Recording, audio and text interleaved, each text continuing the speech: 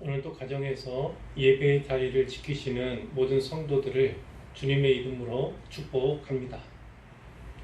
지난 수요일에 이어서 오늘 금요일에는 13장, 사무엘하 13장의 말씀을 살펴보고자 합니다.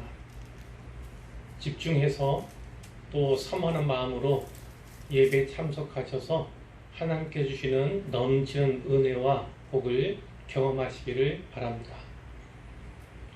다윗과 밧세바의 간음 사건을 우리가 앞에 살폈는데요. 이 사건은 두 사람 사이에서 난 어린 아이, 그 아이가 죽었습니다. 그 죽음과 솔로몬의 탄생으로 일단락이 되었습니다. 그리고 시간이 흘러감에 따라서 다윗은 죄로 인해 무너졌던 일상을 차츰 회복하게 되었을 겁니다. 그러나 나단을 통해서 선포된 하나님 말씀은 남았지요. 12장 9절에 보면 나단 선지자가 특별히 다윗의 두 가지 죄에 대해서 책망을 하였는데요. 하나는 네가 칼로 햇사람 우리아를 치되 암몬 자손의 칼로 죽이고 암몬 자손의 손을 빌어서 충성된 장수인 햇사람 우리아를 칼로 죽인 그 죄를 묻고 있는 것이고, 또 하나는 그의 아내를 빼앗아 내 아내로 삼았도다. 여기에 두 번째 죄가 있습니다. 우리아의 아내 밧세바를 빼앗은 겁니다. 남편에게 빼앗아서 아내 삼은 일에 대해서 하나님께서 책망하시는 것을 이 선지자가 대언하고 있다, 이렇게 볼 수가 있는데, 그 결과로 인하여서 어떠한 심판이 주어집니까? 첫 번째는 칼이 네 집에서 영원토록 떠나지 아니하리라 하시는 말씀이에요. 칼이 네 집에서, 네 가문에서 영원토록 떠나지 않는다, 이 말씀이고, 또 하나는 11절에 있습니다. 내가 네 눈앞에서 네 아내를 빼앗아 네 이웃들에게 주리니 그 사람들이 네 아내들과 더불어 백주에 동침하리라, 이런 심판의 말씀을 주셨습니다. 이렇게 모든 사건은 일단락이 되고 마치 종결되는 것처럼 보였지만, 하나님께서 그에게 벌로 심판으로 선포하신 메시지는 아직 살아남았다는 것이지요. 아마 다윗의 뇌리에도 머릿속에도 이 말씀이 남아 있었을 것입니다. 하나님께서 진노의 채찍으로 삼으실, 그래서 다윗을 괴롭히게 될 그 이웃이 누구일까? 다윗은 가끔 이 생각을 했을 것입니다. 기억나시지요? 이 다윗 왕의 앞에 사울 왕이 있었는데, 그 사울 왕이 하나님께 불순종한 것으로 말미암아서 너의 이웃에게 이 나라를 넘겨줄 것이다, 이렇게 하나님께서 말씀하신 것이 앞에 있었어요. 그 이웃이 누구였습니까? 바로 다윗이었어요. 그의 사위였고 또 충성된 신하였던 다윗이 그의 이웃이었는데, 자, 그 이웃이 누구일까에 대해서 아마 다윗이 오랜 동안 생각을 했을 것입니다. 그리고 시간이 더 흘렀어요. 어쩌면 나단의 그 예언이 속히 이루어지지 않으니까 이제 마음이 이제 안정되기 시작했고, 또 그 예언의 말씀이 잊혀져 갔는지도 모르겠어요.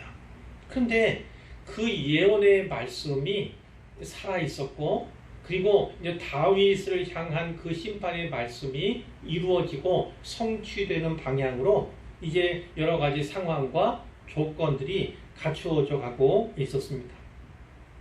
그러니까 오늘 본문부터 시작되는 이 이야기들은요, 다윗이 밧세바와의 이 간음 사건, 이 사건에서 저지른 그 죄에 대한 하나님의 징계다, 이렇게 보시면 되겠고, 그 징계가 어떻게 이루어지고 성취되어 가는가를 우리가 한 번 한 번 또 살펴보게 될 것입니다. 그리고 몇 년이 지난 다음에 다윗이 염려했던, 그리고 이웃이 누구일까 이렇게 궁리했던 그 일이 마침내 현실이 되어 나타나는 것을 곧 보게 될 것입니다. 그의 이웃이 누구인가가 밝혀지죠. 바로 그의 아들 가운데 하나인 압살롬이죠, 압살롬. 이 압살롬이 이웃으로 등장하는, 그래서 아버지를 내어 쫓고 그리고 폐역을 저지르는 그런 내용을 우리가 이제 뒤에서 살펴보게 될 것입니다. 자, 암논이 다말을 범한 오늘 본문 사건은요, 다윗가의 가장 큰 비극이라고 볼 수가 있습니다. 그 비극 이야기, 압살롬 이야기의 서막이 이제 올랐다, 이렇게 보시면 되겠는데, 이제 본문 속으로 들어가 보도록 하겠습니다. 1절입니다. 다윗의 아들 압살롬에게 아름다운 누이가 있으니 다말이다, 이렇게 되어 있습니다. 다윗의 다른 아들 암논이 그를 사랑하니. 먼저 암논에 대해 살펴보면 암논은 다윗의 장자입니다. 맏아들입니다. 그러니까 여러 아들들, 많은 아들들이 있지만 그 가운데 특별한 문제가 없다면, 특별한 상황이 전개되지 않는다면 차기 왕으로서 1순위 후보다, 이렇게 볼 수가 있습니다. 자, 이런 형편에 있는 암논인데 그 암논에게 말 못할 고민이 있었어요. 그 고민은 무엇이냐면 한 여인을 사랑한 것입니다. 한 여인을 사랑하는 것. 자, 문제는 그 사랑의 대상이 이복 누이라는 데 있었습니다. 이복 동생이죠. 그리고 그 이복 동생은 압살롬의 동생이기도 했어요. 압살롬의 동생. 이 율법에 따르면 이복 남매지간이 결혼하는 것, 이것은 금지된 것입니다. 율법만 아니라 사회적인 분위기도 역시나 그랬던 거지요. 그렇기 때문에 이 암논은 왕자임에도, 그리고 이 왕위를 이을 1순위 후보임에도 불구하고 무기력하고 또 힘겨웠던 그런 삶을 살았던 것 같습니다. 참고로 보면 이 암논이라고 하는 장자는 이스라엘 여인 아히노암의 소생입니다. 아히노암의 소생. 반면에 이 압살롬, 그리고 그 여동생인 다말은 그수랑 달메의 딸인 마아가에게서 난 자녀들이에요. 그렇게 이복 형제지간임을 우리가 알 수가 있습니다. 근데 2절에 보니까 그는 처녀이므로, 다말은 처녀이므로 어찌할 수 없는 줄을 알고, 이런 표현이 있습니다. 이것을 자칫 잘못하면 오해할 수 있는데, 자, 이 궁 안에서도 특별히 결혼하지 않은, 시집가지 않은 처녀들은요, 아무래도 또 경호원이라고 할지 그를 보호하는, 또 이를 맡은 사람들에게 특별한 보호를 받고 있었으면 우리가 짐작할 수가 있는 거예요. 그들 때문에 암논이 다말 가까이 가고 싶지만 접근이 어려웠을 것으로 우리가 이해할 수가 있는 것이지요. 이런 사정이 더 있으니까 암논이 그 다말을 사랑하고, 그리고 또 가까이 다가갈 수 없는 그런 현실, 그리고 율법적으로도 사회적으로도 용납되지 않는 그런 상황 가운데서 우울하로 말미암아서 병을 얻게 되었습니다. 결국 상사병이죠. 상사병, 마음의 병을 얻게 되는 거예요. 근데 3절에 이런 암논에게 요나답이라고 하는 친구 하나가 있었습니다. 그에 대한 설명은 다윗의 형 시므아의 아들이다. 그러면 사촌지간이 되는 겁니다. 이 암논과 요나답은 사촌지간, 그리고 앞에 나온 것처럼 친구지간이기도 하는데, 뭐라고 설명하고 있냐면 심히 간교한 자라, 매우 간교한 자다, 이렇게 그를 특정하고 있습니다. 자, 그 간교한 자 요나답이 암논에게 물었습니다. 왕자여, 왜 이렇게 나날이 파리하여 가느냐? 얼굴 안색도 안 좋고, 그리고 이렇게 말라가느냐? 왜 그러느냐? 내게 말해다오, 이렇게 얘기를 한 거죠. 그래서 암논이 이야기를 했습니다. 내가 아우 압살롬의 누이 다말을 사랑하기 때문이다, 이렇게 이야기를 한 것이죠. 자, 이 암논, 사실은 금지된 사랑입니다만 그 금지된 사랑의 욕망에 불을 지핀 사람, 그가 바로 친구인 요나답이었던 것이죠. 요나답이 한 가지 꾀를 냅니다. 그리고 친구에게 아이디어로 주지요. 어떻게 하면 그 여동생과 이복 누이와 함께 있을 수 있는가? 둘만의 시간을 가질 수 있을까? 아마 이 둘만의 시간을 갖는 그것만이 아니라 그 이후에 벌어질 일에 대해서, 사건에 대해서 요나답이 추측하고 짐작했을 가능성이 매우 높습니다. 그러니까 다른 말로 하면 친구로 하여금 여동생을 범해서 정욕을 채울 수 있는 기회를 제공하고자 아이디어를 줬다, 이렇게 볼 수가 있는 것이죠. 자, 그것에 따라서 이 암논이 범죄하게 되는데, 이제 여동생인 다말의 순수한 마음을 이용하는 것, 그리고 다윗 왕을 끌어들이는 친밀함까지 갖추게 되는 거예요. 자, 요나답이 이런 꾀를 냈습니다. 침상에 누워서 병든 채 하다가, 물론 앞에 상사병과 같은 건 병은 있었지만 그건 마음의 병이잖아요. 그러니까 매우 아픈 듯이 누워있는 육체적인 병 있는 것처럼 이렇게 가장하라는 거죠. 그렇게 취하다가 네 아버지가 너를 보러 오거든, 그때 아버지에게 말하는 겁니다.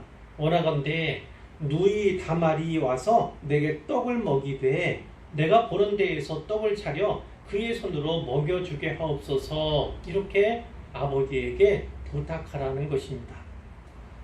자, 실제로 이렇게 아픈 채를 했습니다. 또 다윗 왕이 그 아들이 장자가 아프다는 소리를 듣고 또 문병으로 온 것이죠. 그때 암논이 이 친구가 꾀를 내어 알려준 것대로 행하는 겁니다.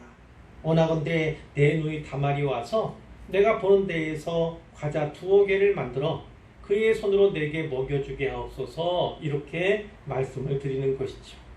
자, 다윗이 그 이야기를 듣고 이제 다말에게 사람을 보냈습니다. 그러면서 네 오라버니 암논의 집으로 가서 그를 위해 음식을 차려 주거라, 이렇게 말씀을 한 거죠.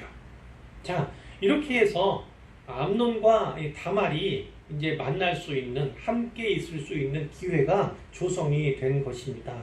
자, 그런데 누구에 의해서요? 바로 왕에 의해서 주선.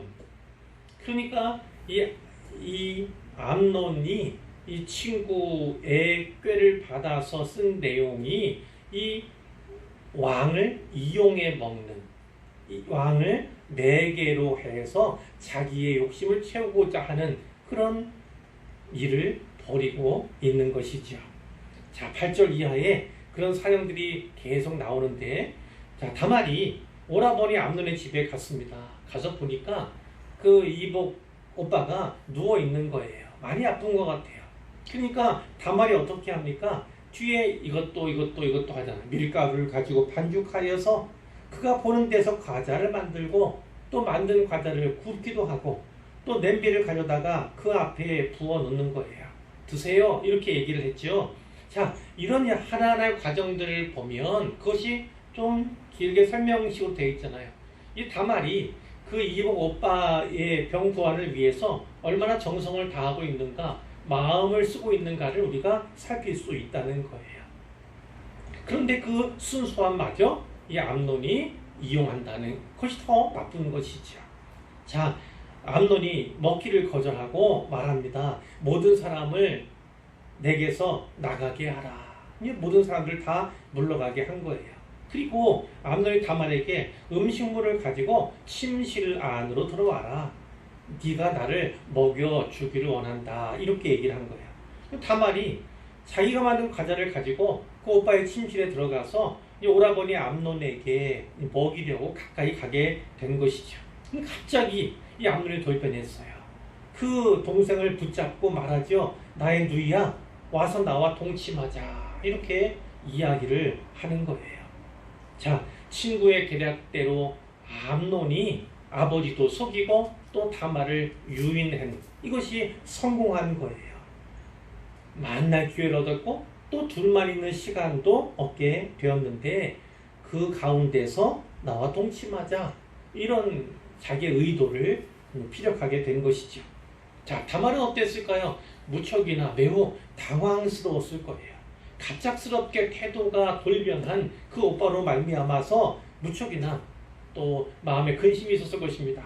하지만 침착하게 또 논리정연하게 대처하는 그런 모습을 우리가 12절과 13절 말씀에서 살펴볼 수가 있습니다. 자, 다말이 오빠에게 이야기를 합니다. 아니라 내 오라버니여 나를 욕되게 하지 말라. 무슨 말이에요? 당신은 비록 이복 남매이긴 하지만 내 오라버니입니다. 나는 당신의 누이입니다. 우리는 근친관계입니다. 근친관계. 가족입니다. 이렇게 얘기를 하는 거죠. 이런 일은 이스라엘에서 마땅히 행하지 못할 것이니 이 어리석은 일을 행하지 말라. 근친상간은 도덕적으로 결코 있을 수 없는 어리석은 일이고 율법을 범하는 일이기도 합니다. 이렇게 얘기를 하는 거예요. 내가 이 수치를 지니고 어디로 가겠느냐? 너도 이스라엘에서 어리석은 자 중에 하나가 되리라. 이건 어떤 말씀입니까? 죄의 결과를 생각해 보라는 겁니다. 나는 수치스럽게 평생을 살아가야 하는 것이고 당신은 이제 왕의 뒤를 이어서 왕위에 오를 자가 아니냐. 그런데 어리석게 행하면 되겠느냐. 이렇게 이야기를 하는 것입니다. 그리고 마지막에 이런 얘기예요. 이제 청하건대 왕께 말하라. 그가 나를 네게 주기를 거절하지 아니하시리라. 이렇게 얘기합니다. 만약 다윗이 이 딸에게서 그 얘기를 혹은 아들에게서 그 얘기를 들었다면 아버지의 입장에는 어떻겠습니까? 그것을 용납했겠습니까? 아니에요. 그렇지 않 거절했겠죠. 당연히 거절했을 거예요. 그런데 이 다말이 이 위기를 모면하기 위해서 달래기 위해서 이 오빠한테 이야기하고 있다. 이렇게 볼 수가 있는 거지요. 이 일이 하나님께는 물론이고 우리 사회, 이스라엘 사회에서 결코 용납될 수 없는 일입니다. 당신이나 나나 두 사람이 치러야 할 죄의 대가, 죄의 결과를 생각해 보십시오. 이렇게 침착하게 이야기를 해야 하는 것이죠. 자, 이것을 보니까 요셉 아시죠? 창세기에 그 요셉이 보디발의 아내가 유혹했을 때 그 유혹을 뿌리치며 한 말이 생각이 납니다. 창세기 39장 8절 9절에 그 말씀이 있는데요. 거절하면서 이렇게 얘기하죠. 내 주인이 집안의 모든 소유를 간섭하지 아니하고 다 내 손에 위탁하였으니 이 집에는 나보다 큰 이가 없으며 주인이 아무것도 내게 금하지 아니하였어도 금한 것은 당신뿐이니 당신은 그의 아내입니다. 그런즉 내가 어찌 이 큰 악을 행하여 하나님께 죄를 지으리까?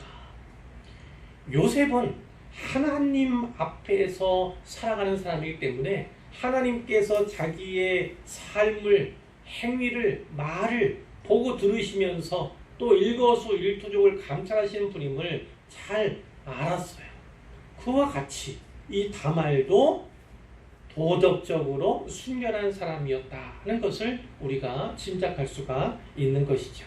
그러나 결국은 어떻게 됐습니까? 암논이 그 여동생의 말을 듣지 않고 다말보다 심히 셈으로 완력을 가지고 억지로 그와 동침하였다. 이렇게 말씀이 끝나고 있습니다.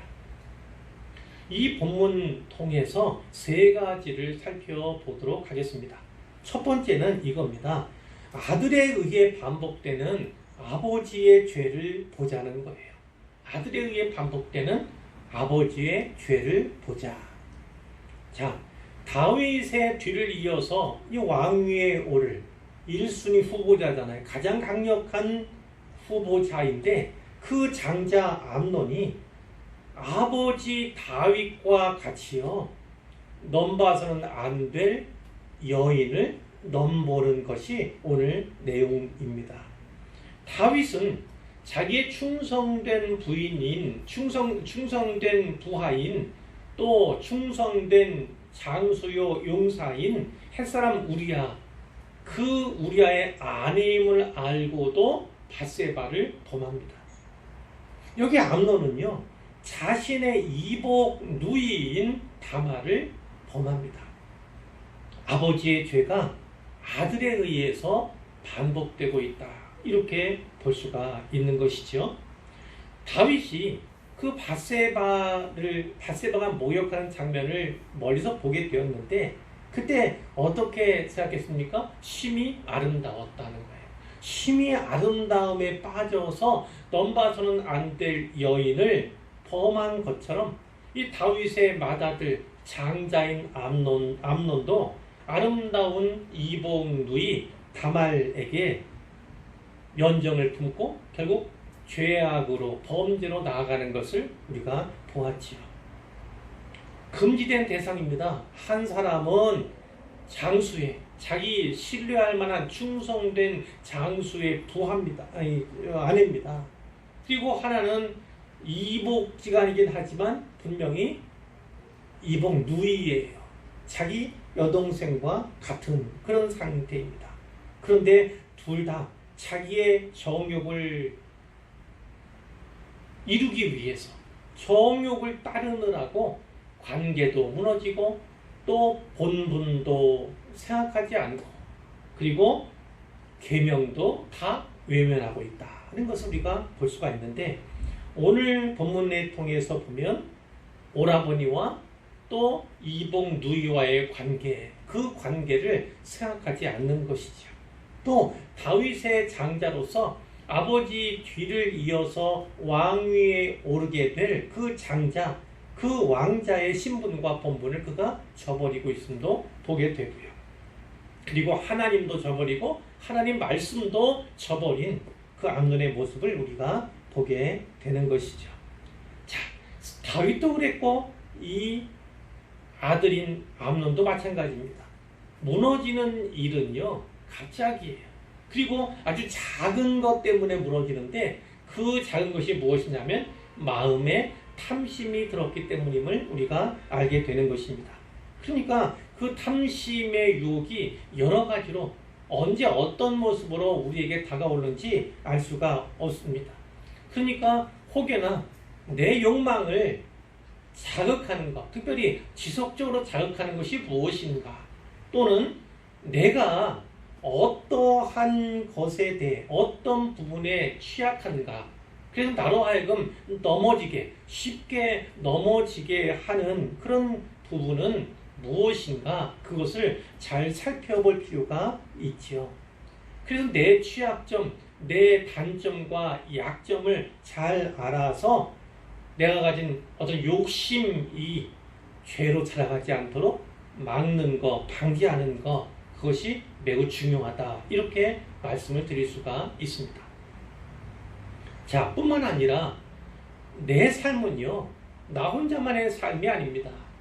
특별히 내 자녀들, 그리고 우리의 다음 세대가 나의 삶을 주시하고 있다, 보고 있다, 본받고 있다는 사실을 기억할 필요가 있죠. 그렇기 때문에 자녀들에 대해서, 그리고 다음 세대에 대해서 책임감을 가져야 한다는 말씀도 드리고 싶어요. 내 아들과 딸은요, 나를 본받게 됩니다. 내가 본받을 만한 사람이든 그렇지 않은 사람이든 간에 나를 본받게 돼요. 그래서 내 아들과 딸이 의인이 될 수도 있지만 때로는 죄인 되고 악인이 될 수 있다는 사실을 우리가 잊어서는 안 되겠습니다. 우리의 다음 세대들도 마찬가지예요. 자기 소견에 옳은 대로 행하는 다음 세대가 될 수도 있고, 하나님 말씀을 따라 말씀대로 행하는 다음 세대가 될 수도 있다는 사실을 우리가 꼭 기억해야 하겠습니다. 두 번째로 말씀드릴 것은 우리의 인간관계를 돌아보자 하는 거예요. 우리의 인간관계를 돌아보자. 암논은 욕망이 있었지만 그 욕망에 불을 지핀 또 한 사람이 있었습니다. 그는 사촌이면서 친구였던 요나답이라고 하는 사람이죠. 이 사람은 매우 힘이 간교한 사람이라고 나와 있는데, 그 요나답의 계략에 넘어가서 해서는 안 될, 넘어서는 안 될 그 일을 하고 그 선을 넘는 것을 우리가 본문을 통해서 보았던 거죠. 우리의 인간관계, 특별히 친하게 지내는 친구 관계라고 할지 그 교우 관계라고 할지 그런 관계는 어떠한가를 살펴볼 필요가 있습니다. 이런 사람들이 왕왕 있어요. 혼자서는 각기 소심한 편이에요. 또 매우 상식적이고 평범해 보이기도 합니다. 그런데 둘이 만나면 힘이 배가 되는 그런 관계가 있어요. 문제는 그것이 좋지 않은 방향으로 힘이 배가 되는 경우들이 있다는 것입니다. 한 사람 한 사람은 참 좋은 듯이 보이는데 두 사람이 힘을 모으면 대담하게 악을 행하는 경우들을 볼 수가 있어요. 죄가 그 관계 속에서 가일층 더하여지는 그런 안타까운 일들을 보게 되지요. 이런 인간관계, 이런 친구관계라면 과감히 끊어야 합니다. 단절해야만 하는 것이죠. 암논은 사랑해선 안 될 사람을 사랑하는 그런 정욕을 품었지만 요나답이 그 욕망에 불을 지폈다는 겁니다. 암논의 성적인 부정을 자극하고 또 부추긴 사람이에요. 수단과 방법을 가리지 않고 다 동원하도록 다말의 순수한 마음도 이용하고 또 아버지이자 왕인 다윗을 끌어들이는 치밀함까지 더하게 한 자가 바로 요나답이었음을 우리가 성경에서 본 것이지요. 그로 말미암아서 이제 암논은 원하는 것을 얻기 위해서 선을 악으로 이용하는 것을 보게 돼요. 다른 사람의 선의를 이용해서 악을 또 이루고자 이렇게 획책을 하는 것이죠. 성경은 선으로 악을 이기라 이렇게 말씀합니다.